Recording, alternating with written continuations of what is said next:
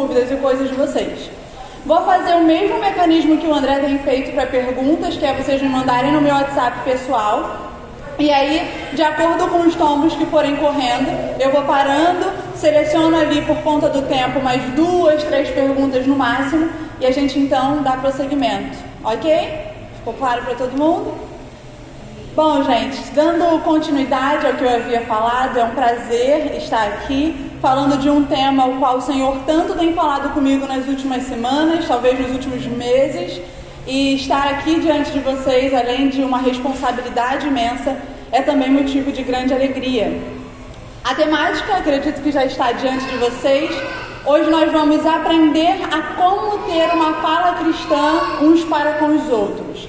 E eu inicio essa aula questionando se, assim como eu, você já teve momentos em se perceber de que, cara, que fala atravessada, ou que brincadeira fora de lugar. Às vezes a gente tende a perceber essas movimentações depois de discussões, mas não é pouco comum que nós consigamos perceber o quanto as nossas falas são pegadas e são atraídas pela nossa natureza pecaminosa também. Então eu convido a todos os que estão aqui e que, assim como eu, foram afetados pela queda e tiveram a sua fala afetada pela queda, a prestarem bastante atenção na aula de hoje e a orarem comigo para estarmos iniciando a aula. Amém? Oremos. Senhor, como salientado aqui desde o início do culto da manhã, todos nós dependemos de Ti, Senhor. Precisamos da Tua intervenção direta para que possamos ser transformados e termos a nossa fala transformada. Fale conosco, ó Deus, nessa manhã, nos faz atentas à Sua palavra e não nos deixe cair na tentação de achar que essa aula é para o outro e não para nós mesmos. Visita-nos hoje com arrependimento genuíno, Senhor. Esse é o nosso clamor. Em nome de Jesus e pelo poder do Espírito Santo. Amém. Quando a gente fala... Oi? Tá bom. Tá, agora que eu vi que caiu. Então, ó, eles vão enviar o slide aí para vocês terem acesso. Quando nós falamos sobre a fala, a importância da fala, o peso da fala, como eu disse anteriormente, a nossa tendência é reparar nos nossos erros de comunicação apenas diante de discussões, quando nós explodimos ou quando nós estamos com muita raiva. Porém, o que dá peso e importância para as nossas falas não são as nossas circunstâncias, ou o modo com o qual nós falamos ou deixamos de falar.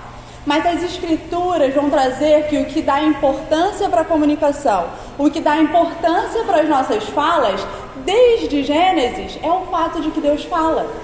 Quando nós abrimos nossas Bíblias em Gênesis 1, o que não vai faltar é: e Deus falou, e Deus disse. Assim que o homem é criado em Gênesis, Deus fala ao homem, Deus fala com o homem, Deus se comunica com a criação.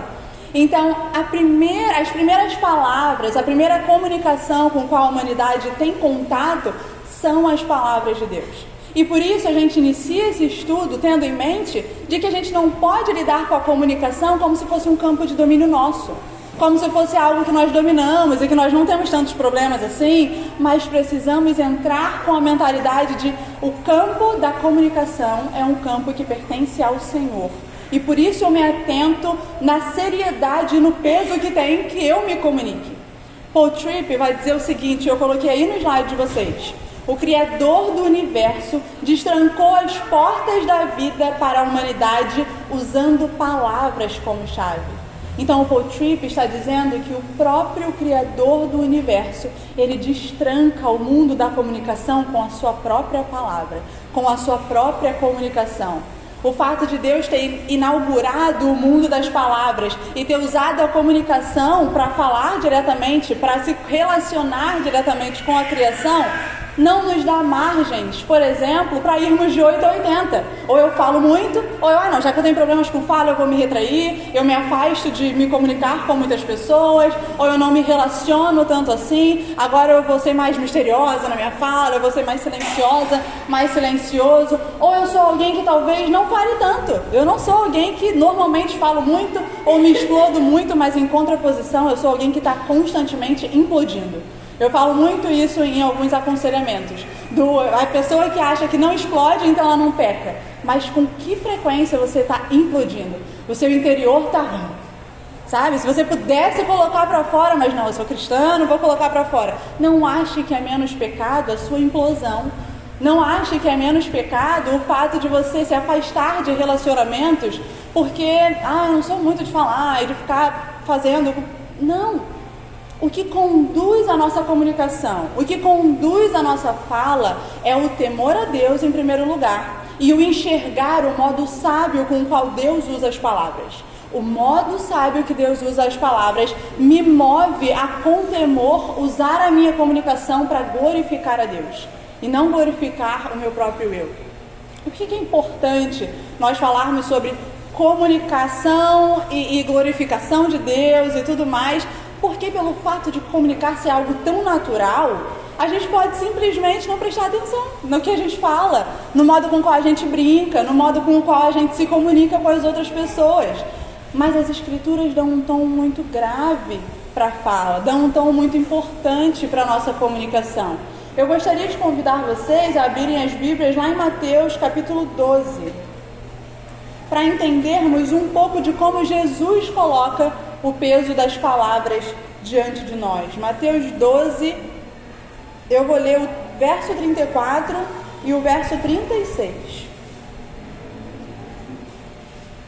Caso vocês já vão tendo dúvidas aí, podem ir mandando mensagem ou colaboração. 12, 34 e 36. No verso 34 diz o seguinte: raça de víboras, como vocês podem falar coisas boas sendo maus?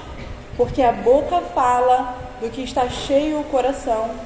E no verso 36, digo a vocês que no dia do juízo as pessoas darão conta de toda palavra inútil que proferirem. As nossas palavras, segundo Jesus, refletem o homem interior, refletem o nosso coração. Não existe uma palavra que simplesmente saiu e eu não tinha percebido. Você já vinha nutrindo aquilo no seu coração. Aquilo só veio para fora. Não subestime o poder da sua língua. Eu deixei isso bem frisado. O próprio Jesus Cristo nos atenta para o quanto a nossa fala pode ser extremamente complicada, errada e pecaminosa. E por que quando eu estou diante de falas desse tipo, ou de aulas desse tipo, eu fico com... fulano realmente fala de um modo, não. A nossa língua reflete os compromissos mais íntimos do nosso coração. E eu coloquei alguns pontos aí para a gente poder pensar juntos. Reflete compromissos com a glória de Deus ou com a nossa própria glória. A nossa comunicação pode refletir a centralidade de Deus ou a centralidade de nós mesmos. Estarmos preocupados com a expressão da glória de Deus ou com suprir necessidades pessoais. Tudo isso pode ser demonstrado com a nossa comunicação. E antes de ir para o próximo tomo, eu vou ver aqui se alguém perguntou ou teve alguma consideração pessoal. Não chegou aqui nenhuma mensagem, então eu vou seguir. Quando nós vamos afunilando para o meu pessoal, vocês mandaram no grupo da igreja? Ah, tá. Não, é para o meu WhatsApp pessoal. Quando nós vamos afunilando e adentrando mais essa questão do mundo das palavras, como Paul Tripp vai trabalhar, e outros autores também, a gente tem um texto muito famoso, que é o texto de Tiago 4. Tiago tem muitas falas sobre a língua, então se a gente fosse no livro de Tiago, a gente teria muitos outros textos. Mas eu particularmente fui no texto de Tiago 4, porque ali existe uma pergunta retórica que Tiago faz no versículo 1, que pode ser que a gente responda de um modo inadequado. Tiago, ele começa o capítulo 4 perguntando de onde vêm as contendas dentre vocês. E aí o que a gente pode responder é aquele irmão, aquela irmã é muito sensível, eu não posso falar nada que ela se dói. Ou, fulano é muito lerdo. Não, eu falo assim porque ele não lê direito os ambientes. Aí se eu não falar assim, ele não para. Ele não vai se adequar, então eu tenho que... Não. A resposta que Tiago nos dá para qual é o problema que acontece para ter contendas no meio de vocês é você mesmo. Os seus desejos desordenados. Os maus desejos do seu coração que te governam mais do que o seu domínio próprio. Então, antes de se posicionar como na defensiva e não, eu me posicionei assim porque ciclano, Tiago vira a flecha para dentro dos nossos maus desejos, para dentro daquilo que nos domina. E ele vai trazer o fato de que o que nós falamos, assim como Jesus trouxe nos trechos que lemos, está diretamente ligado àquilo que nós desejamos. Porque as nossas palavras, nós usamos elas como meio para obter aquilo que a gente acha importante. Só a gente fazer um raio-x das nossas últimas discussões com alguém, ou das nossas últimas conversas, e vocês vão ver desejos lá. Desejos de receber respeito, de demonstrar que estava certa numa discussão, demonstrar que as coisas não deveriam ser como elas estavam. As circunstâncias, elas podem mudar, mas o seu desejo por demonstrar alguma coisa estava lá. E isso é inevitável. Estavam lá desejos seus. E qual tem sido o seu maior desejo na sua comunicação? Será que tem sido ser mais parecido com Cristo? Demonstrar a glória de Deus? Ou simplesmente defender ponto X, Y, se defender da outra pessoa, atacar a outra pessoa? O que tem dominado os desejos do seu coração quando você se comunica? Porque algo domina, algum desejo tem dominado. Ainda trabalhando a questão dos desejos, o que muita gente se questiona quando a gente fala sobre desejos é: então desejar é um problema, eu não posso ter desejo, eu devo lutar contra todo e qualquer desejo? Não. Ainda em Tiago, no capítulo 4, a questão que Tiago traz ali é bem específica, um pouco não, é muito específica. Tiago vai dizer o seguinte, Tiago 4:1: de onde prosseguem as guerras e brigas que há entre vocês? De onde, senão dos prazeres, atenção, que estão em conflito dentro de você? O problema é prazer? O problema é o desejo? Não, o problema são os prazeres e desejos em conflitos por controle, que estão guerreando por um espaço no seu coração, e isso afeta o modo com o qual nós lidamos com as pessoas ao nosso redor. Aquilo que controla os nossos corações vai controlar as nossas falas também. Então o problema não é desejo, mas os desejos em conflito. Por exemplo, eu posso ser alguém que deseja muito chegar pontualmente num local, e aí aquilo ali é um desejo bom. Ser pontual é algo bom, é algo benéfico, mas aquilo me toma de uma forma que quando alguém se atrasa, ou quando alguém pede 5 minutos para mim, aquilo me tira do eixo. Então, peraí, o problema não era que o desejo era mau, o desejo era bom, mas aquilo me tomou de tal forma que tomou uma autoridade no meu coração, o meu desejo, que só Deus poderia ter. E então, aquilo que era um bom desejo pessoal se torna expressão de idolatria, se torna expressão de controle, não expressão de adoração a Deus. Isso é algo que nós devemos nos questionar. A nossa fala, a nossa comunicação para com o outro tem sido palco para a expressão de adoração a Deus, ou para a expressão única e exclusivamente de sanar necessidades pontuais? Não, eu vou me comunicar para sanar isso, e é isso que precisa ser sanado. E quando não é sanado, já era. Ou de fato, a minha comunicação tem sido pensada intencionalmente para revelar adoração a Deus, revelar a quem eu adoro, porque ela já está fazendo isso. O problema é a quem eu adoro, quem tem tomado a posição de autoridade no meu coração. A gente segue com uma fala do Paul Tripp que é muito interessante. Diz assim: de fato, pode-se argumentar que um desejo controla o meu coração. Logo, eu só posso reagir a você de 2 modos. Se você me ajudar a conseguir o que eu quero, eu vou apreciar e agradecer você. Mas se você ficar no meu caminho, experimentarei raiva e vou expressá-la. Eu quero algo, mas por sua causa eu não consigo obter isso. Então irei guerrear e contender. Quem nunca se viu nessa posição? Onde os desejos estão tão aflorados que eu quero que isso aconteça agora. E se você está no meu caminho, a minha guerra começa a ser contra você, porque isso precisa ser resolvido. Tal coisa precisa acontecer. E você está no meu caminho. E aí eu começo a fazer guerra de pessoas, onde a minha fala começa a contender contra a sua, a minha expressão de raiva precisa ser conhecida, a minha expressão de indignação começa a ser conhecida, de amargura, mas não a minha expressão de adoração ao Senhor. não a minha expressão de glória ao Senhor, não a minha expressão de que Deus seja conhecido e adorado, e não os meus posicionamentos, não a minha vontade, não aquilo que eu estudei e criei todo um escopo teológico para falar, pronto, estou certo.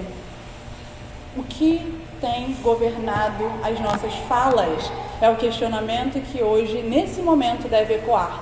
O que nos tem governado o coração e automaticamente o que tem governado as nossas falas. Isso nem sempre se dá na quantidade que eu falo. Existem pessoas que falam muito, existem pessoas que falam poucos, mas como eu expresso aquilo que eu quero comunicar? Eu sou alguém que estou sempre com uma expressão de raiva, de indignação, de amargura, ou eu sou alguém que só sabe brincar o tempo todo, só sabe falar brincando e nunca consegue levar nada a sério? Eu preciso entender o que tem governado o modo com o qual eu me comunico. E por que isso é importante? Principalmente no contexto no qual nós estamos, formativo, eclesiológico. As nossas palavras têm diretas reflexões no modo com o qual nós lidamos com a igreja local. E aqui eu gostaria muito da sua atenção. Quando a gente fala de comunicação no âmbito da igreja, a gente precisa se lembrar de alguns trechos, como 1 Tessalonicenses 5, que vai falar para como nós devemos lidar com os fracos, como lidar com aqueles que estão em rebeldia. 1 Tessalonicenses 5:11 vai dar direções muito claras de como lidar com cada pessoa em que momento. Colossenses 3:16, como já foi exposto aqui hoje pelo André, vai falar sobre habitar em nós ricamente a palavra de Deus, para que então possamos nos abençoar, nos edificar mutuamente. Então, no contexto da igreja, a comunicação é algo tão importante porque ela vai moldar o modo com o qual eu edifico o outro mutuamente ou eu destruo o outro mutuamente. Por isso, nós precisamos estar ouvindo essa aula de forma extremamente atenta, honesta e humilde, porque vai moldar o modo com o qual eu lido com os meus irmãos. Se alguém que está aqui e acha que não deve se preocupar tanto assim com a comunicação, porque afinal de contas o outro tem que ficar mais casca grossa, eu preciso me questionar se eu tenho me preocupado com o modo com qual eu tenho edificado ou destruído as pessoas no percurso da minha vida. Se eu estou aqui e eu não estou extremamente preocupada com o modo com o qual eu lido com a comunicação em reuniões ministeriais, em reuniões de discipulado, com os meus amigos, às vezes tem isso também. Com os amigos a gente fica tão à vontade que a gente acha que pode falar de qualquer forma. Se eu estou aqui nesse momento, com esse tipo de pensamento, eu não estou me preocupando com as diretivas bíblicas de edifiquem-se mutuamente, encorajem-se mutuamente. E eu não estou preocupando com o quanto a minha comunicação, não sendo algo claro, pode estar destruindo pessoas ao meu redor. Isso é muito grave.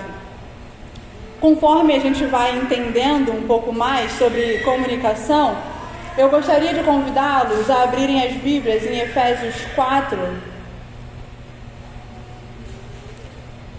no versículo 25.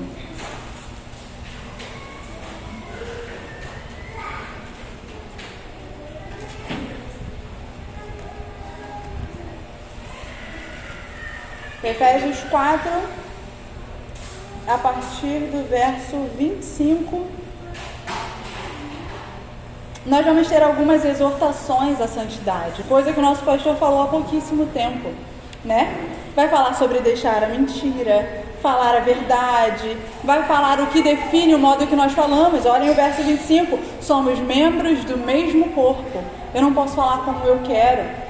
Verso 26, fiquem irados e não pequem, não deixem o sol se pôr sobre a ira de vocês, não deem lugar ao diabo. Versículo 29, não saia da boca de vocês nenhuma palavra suja, unicamente a que for boa para edificação. Efésios 4 nos dá diretrizes de um modo bíblico de comunicação, que deve ser seguido por todos os crentes. Eu defini isso em 3 pontos. O primeiro é ser biblicamente honesto. O segundo, não justificar o seu pecado. O terceiro, escolha cuidadosamente a sua fala. Quando nós falamos sobre ser biblicamente honesto, algumas pessoas podem não ler o biblicamente e só o ser honesto. E aí, de cara, a gente já bate, não tem problema de falar a verdade não. Se tiver que falar, eu falo. Vou lá para a pessoa e falo que está errado, que não está errado. Eu sou sincera, não tenho problemas com sinceridade. Mas as Escrituras não nos salientam que nós devemos ser sinceros e honestos segundo os nossos moldes, mas segundo os moldes de Deus, segundo os moldes bíblicos. Existe um padrão bíblico para a sua honestidade. A nossa sinceridade para com o outro, ela deve passar por um filtro de nos lembrarmos de somos membros do mesmo corpo. E esse corpo não pertence a mim, mas a Jesus Cristo. Então, o primeiro filtro de fala é ser bíblico, porque eu falo com o corpo de Cristo. Eu não estou falando com qualquer pessoa, eu não estou falando de qualquer forma. Eu sou honesto segundo os moldes de Deus. E aí eu escrevi aí no segundo parágrafo do próximo slide. Assim, a nossa honestidade no falar deve ser revestida pelo amor que nos une como igreja e tem o objetivo de nos fazer crescer como corpo de Cristo. A honestidade amorosa inclui cuidados com a linguagem, nos esforçando para sermos claros em toda mensagem que comunicarmos, prevendo o impacto que nossas palavras terão. As nossas palavras produzem impactos em outras pessoas. E por que é importante saber disso? Porque às vezes a gente sabe disso e a gente quer causar impacto mesmo. A gente quer que aquela pessoa saiba que nós estamos com raiva, que nós estamos indignados. Ou a gente quer marcar as pessoas com o nosso jeito. Eu sou alguém muito extrovertida, então eu quero que saibam que eu sou extrovertida, que eu sou brincalhona, que eu falo demais, que eu sou isso, que eu sou aquilo outro. Eu quero marcar as pessoas com o meu jeito. Ou eu quero marcar as pessoas com a minha introspecção, com o fato de que eu não falo tanto, eu sou uma pessoa mais misteriosa, que para me conhecer vai ter que chegar um pouco mais perto, que eu valorizo muito relacionamentos. O Senhor não te chamou para marcar a sua comunicação com quem você é, com a sua personalidade, mas impacte as pessoas ao seu redor com a pessoa de Cristo, com quem Deus é. O meu impacto sobre o Douglas, sobre a Raquel, só vai trazer impactos pecaminosos, do meu jeito, da minha personalidade, de como eu sou, nossa. De que isso serve? Para os moldes bíblicos, de ser honesto, de edificar-se mutuamente, eu devo me questionar, de que serve marcar as pessoas com a minha personalidade? Não faz o mínimo sentido. E eu preciso ser intencional com a mensagem que eu comunico. Não existe isso de, não, mas eu não queria dizer isso. Pô, o tipo vai dizer, queria sim. Você pode não ter percebido, mas você queria. Isso estava dentro do seu coração. A sua fala não está desconectada do seu coração. Então não existe eu falei, mas não era. Era. Nossa posição deve ser humilde para falar, era. Eu não posso mais ficar me justificando nas circunstâncias. Eu deixo Cristo ser o meu justificador e descanso, sendo humilde, falando, era. Provavelmente essa era a intenção do meu coração. Passando para o próximo ponto. Eita, passei demais aqui no meu. Passando para o próximo ponto, não justifique o seu pecado. É o que eu acabei de dizer, né? Versículo 26 e 27. Esses versículos, eles vão de encontro a algumas coisas que a gente tende a falar que a gente não tem problema, que é com vingança. A gente pouco se percebe o quanto a nossa comunicação é extremamente vingativa. Quando eu dou uma resposta porque o outro veio na minha direção. Quando eu simplesmente dou um gelo, porque afinal de contas vai me responder a hora que quer? Vai falar assim comigo? Não. Daqui a pouco eu respondo. Depois eu falo com você. Sabe o que isso significa? Você está sendo vingativo. Você está esquecendo de que quem vinga é o Senhor, porque Ele é justo. A sua vingança é suja, minha vingança é podre. E a gente vai falar sobre esse tipo de palavra daqui a pouco. O pecado de outro não serve de justificativa para o meu pecado. Nunca, nunca, nunca deve servir. Principalmente no contexto de igreja local. Mas todas as circunstâncias da minha vida apontam para uma coisa só: a glória de Deus. As minhas circunstâncias não servem de justificativa para que eu fale, agi assim porque fulano já me deu 3 respostas atravessadas na reunião de ministério. Agi assim porque quando a gente estava conversando entre amigos, ele simplesmente me deu um corte aleatório. O que ele queria? Acabei retrucando. Isso é vingança. As circunstâncias servem de palco para a glória de Deus e não para a minha vingança, não para o meu jeito, não para aquilo que eu quero fazer e pronto.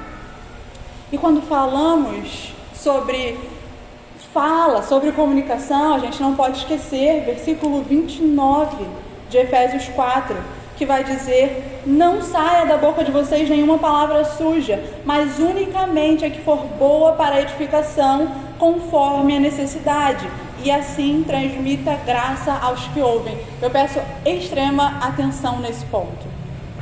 O versículo 29, ele nos ensina de que toda palavra que não for boa para edificação, que não transmite graça, não deve ser dita, porque é palavra podre. No grego, a palavra usada para podre é sapros.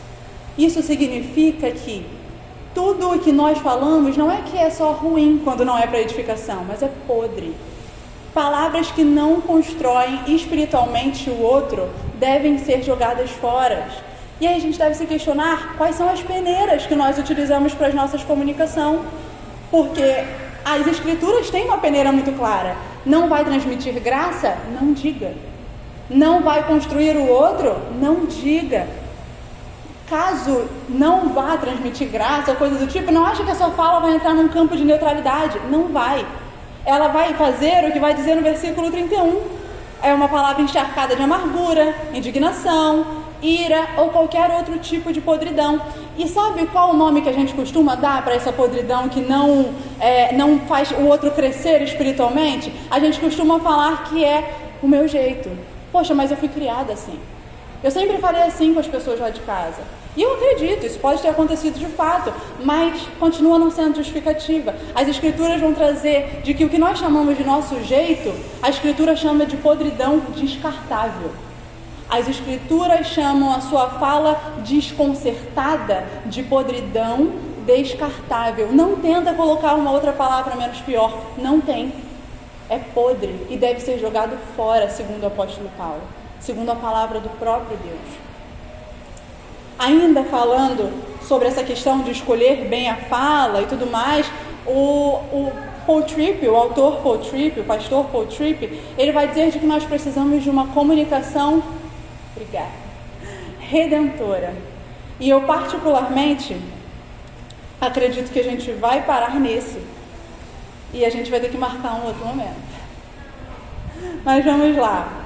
Eu vou parar nesse tom para que a gente não se delongue por tanto tempo, e caso vocês tenham dúvidas, colocações, a gente possa ter com uma certa largueza de tempo. Filipenses 2, do 3 ao 4, nos traz riquíssimas considerações sobre o que é falar de forma redentora. Diz assim o versículo 3: não façam nada, nem a sua comunicação, por interesse pessoal ou vaidade, mas por humildade, cada um considerando os outros superiores a si mesmos, não tendo em vista somente os seus próprios interesses, mas também os dos outros. Isso é muito importante, porque quando nós temos compreensão de que as nossas falas são podres e temos noção de que todas as nossas falas estão compromissadas, como a gente falou lá no início, com algumas coisas, e essa coisa geralmente somos nós mesmos, os nossos desejos, os nossos desesperos, as nossas preocupações, as nossas ansiedades, todos esses são desejos e compromissos do nosso coração que justificam a nossa comunicação pecaminosa. E o nome disso é egoísmo. É o seu medo de perder. É o seu medo de ficar na corda bamba com outra pessoa. É o seu medo de perder o respeito da outra pessoa. É o seu próprio desejo. É o seu egoísmo. As nossas falas egoístas, elas só podem ser corrigidas pela humildade. E não é qualquer humildade, é a humildade de Cristo Jesus. Por isso eu escolhi o texto de Filipenses 2. A humildade de Cristo Jesus não é apenas um sentimento autodepreciativo, o qual a minha fala é sempre errada. A minha fala é sempre assim, ou uma consciência um pouco abalada. A palavra em grego, no versículo 8, para falar da humilhação de Cristo Jesus, é tapeno, que significa a qualidade de humilhar-se. E a maior parte do uso dessas palavras se relaciona com o sentido figurativo de nivelar uma montanha. Quando nós estamos falando de Jesus Cristo, a montanha que é nivelada é o fato dele ter se feito maldito, dele ter sido feito humano. Então é essa montanha que está sendo nivelada. Mas quando eu estou falando da Daina, da Samara, da Karina, eu estou falando nivele a montanha do seu ego, antes de falar com alguém, antes de você se comunicar, antes de servir a sua igreja local, nivele a montanha do seu ego. E essa palavra tapeino, ela está escrita de um modo em grego que significa, que é o que a gente chama de um modo imperativo aoristo. Esse modo imperativo aoristo, ele vai trazer uma urgência naquilo com o qual as Escrituras estão nos ordenando. É como se fosse um comandante numa guerra falando, faça isso, faça aquilo. E é falando, nivele o seu ego, humilhe-se nos moldes de Deus. Não na sua autodepreciação, não na sua consciência abaladinha, mas humilhe-se nos moldes do Senhor Jesus Cristo, nivelando o seu ego ao chão. Essa frase eu fiquei muito triste, eu achei ela num artigo que está em inglês e o autor não colocou quem fez essa menção. Eu tentei caçar ela no Google inteiro e não achei, mas eu achei uma frase excelente que diz: a humildade é para o cristão o que o lastro é para o navio. Ela o mantém em sua posição adequada e regula todos os seus pensamentos e sentimentos. Pense no fato de que a sua comunicação, por vezes, não está adequada aos moldes do Senhor, porque você é alguém extremamente soberbo, orgulhoso, e porque a humildade do seu coração não está te regulando e adequando os seus pensamentos e sentimentos. E apenas você está colocando para fora, colocando para fora, colocando para fora. Se a humildade não estiver lá, a humildade de Cristo não estiver no seu coração, tudo estará desordenado, absolutamente tudo. E não me delongando mais, eu gostaria de deixar, nem falta tão pouquinho, um dever de casa para vocês. Eu gosto muito de deveres de casa quando a gente fala de estudos, né? Eu vou estar disponibilizando lá no grupo esse estudo num formato de e-book. E aí dentro dele vai ter algumas formas práticas dessa fala redentora que vocês podem aplicar à vida de vocês. Então eu falei sobre falar de forma redentora, começa por reconhecer a guerra interior. Eu vou destrinchando Gálatas 5 com os leitores. E aí a gente vai falar sobre falar de forma redentora, é nunca ceder aos desejos da natureza pecadora, quando nós falamos. Significa falar de acordo com o Espírito, ter uma opinião reconciliadora dos relacionamentos na igreja local. Tudo isso vai estar extremamente destrinchado lá e eu peço para que vocês leiam. Meu tempo encerrou, obviamente, e eu gostaria muito de continuar. Eu vou criar um grupo, porque ainda tinham coisas aqui que eu queria muito trabalhar com vocês. Eu vou criar um grupo para que a gente possa organizar aí talvez um dia em que a gente consiga ter esse finalzinho. Talvez não dê para todos, eu entendo, porque conciliar o horário de todo mundo é mais difícil, mas se der para a maioria, a gente faz, eu vejo se gravo e mando para todo mundo. Antes de encerrar, eu quero ver só se tem uma perguntinha. Camila, aí? Se tem alguma pergunta, a Lucy mandou aqui. Pode ler, Lucy, em voz alta? Pode? Posso ler? Posso ler? Muitas vezes me vi nesse aspecto de controle, e quando compreendi que Deus controla tudo e nos ensina a esperar nele, tenho hoje mais paciência para falar, sou mais intencional com a fala. Glória a Deus, minha irmã, glória a Deus, de verdade. Isso é muito importante, ter palavras intencionais nos lábios, né? Alguém queira fazer alguma colocação, alguma pergunta? Dou-lhe uma, dou-lhe duas. Eu estou olhando a classe lá de trás também para ver se tem alguém se levantando. Tem não. Alguém aí? Alguma dúvida ou pontuação que queira fazer? Colaboração? Algo que ficou da aula até aqui? Uma coisinha? Não? Então vou entender que todos estão maravilhosos com a comunicação. Cadê? Oi? Enviou também? Deixa eu ver. Ah, que bonitinho. A Rita mandou um agradeço a Deus por sua vida, Samara. Glória a Deus. Gente, se não tiver mais nenhuma comunicação, se não tiver mais nenhum questionamento, eu vou encerrar aqui, tendo em vista que o André pediu pra gente encerrar aqui primeiro, para que quando ele termine não faça essa obstrução de caminho. Vou mandar o material que eu acredito que já deva estar lá no grupo da igreja, o slide, mas vou formar um grupo com todos aqui presentes, inclusive com os visitantes, para a gente tentar fechar o melhor dia e horário para finalizarmos. Falta pouquíssimo, gente, o coração chega a dói. Faltam os 3 slides, mas enfim, eu vou orar ao Senhor pedindo para que Ele aplique essas realidades ao nosso coração. Eu estou disponível para vocês me procurarem depois, me chamarem no privado e a gente trocar figurinhas sobre o assunto. Como eu falei, é um assunto que o Senhor tem falado muito ao meu coração, então vai ser um prazer compartilhar mais dele com vocês. Amém? Oremos. Senhor Deus bendito, glorificamos e exaltamos ao Teu nome, porque o Senhor não nos deu a comunicação na mão e mandou que nos virasse. Mas o Senhor fala, e isso muda o modo com o qual nós nos relacionamos com a comunicação. O Senhor nos dá moldes de como falar, de como nos comunicar, de como nos portar de forma clara e glorificando ao Teu Filho. Obrigada, Senhor. Não estamos perdidos, tendo que nos virar com aquilo que temos, mas podemos olhar